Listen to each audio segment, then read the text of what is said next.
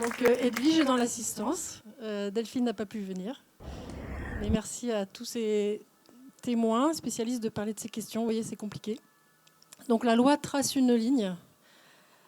Et donc nous allons avoir le témoignage de Laurent Bouffard, le père de Louis, qui est ici. Voilà. Bienvenue Laurent.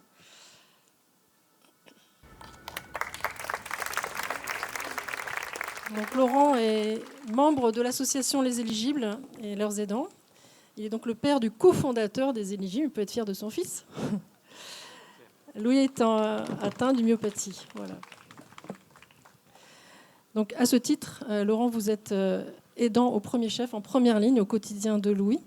Et Louis nous a demandé si vous pouviez témoigner aujourd'hui. Je pense que c'est pour nous un grand honneur que vous soyez présent, parce que vous êtes toujours dans l'ombre, on ne sait pas qui vous êtes.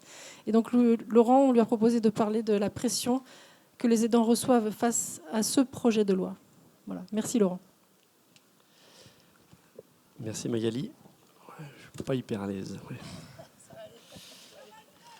Ouais.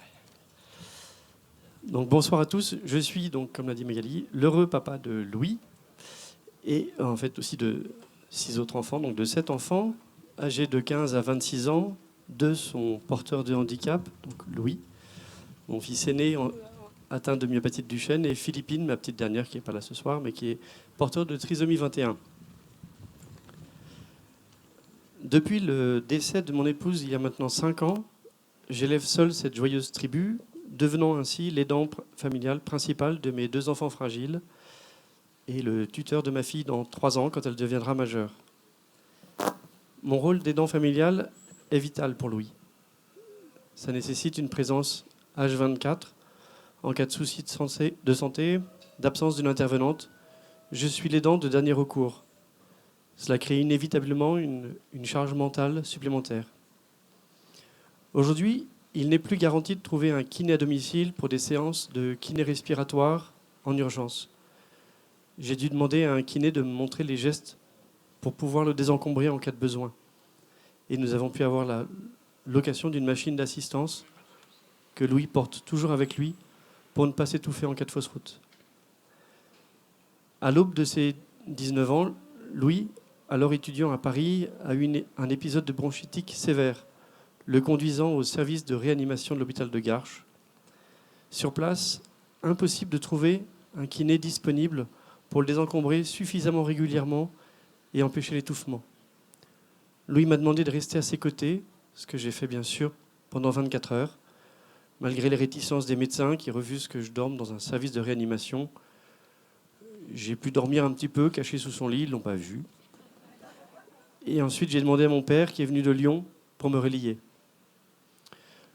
Donc, j'ai la chance de pouvoir bénéficier de souplesse de la part de mon employeur dans l'application des règles de télétravail. Il m'est arrivé, lorsque Louis est malade, de devoir interrompre plusieurs visios. On coupe la caméra, le micro, on utilise la machine de désencombrement, puis on reprend après. Les gens y voient que du feu.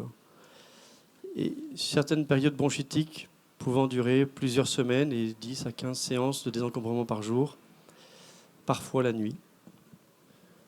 Pendant les vacances, maintenant, on a du mal à trouver des aides à domicile. Donc pour l'été prochain, on n'a trouvé aucune.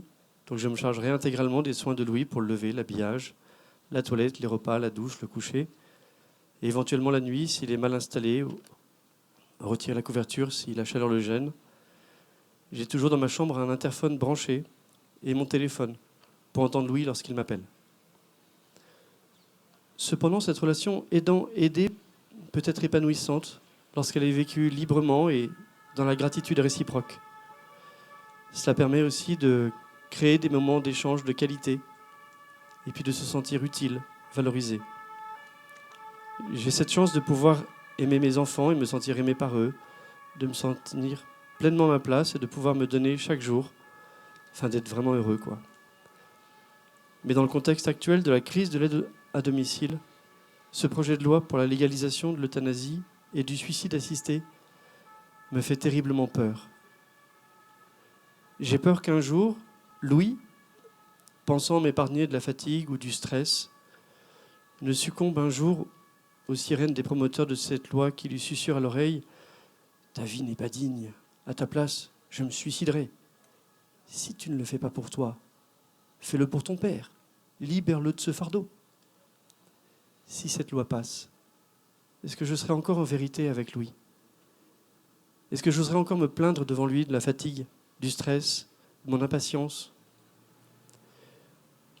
Je me sentirais trop coupable de risquer de faire naître en lui cette culpabilité dangereuse qui pourrait le conduire à demander la mort, croyant, à tort, m'épargner. Quand il sera de nouveau hospitalisé, pourrais-je avoir encore confiance au médecin?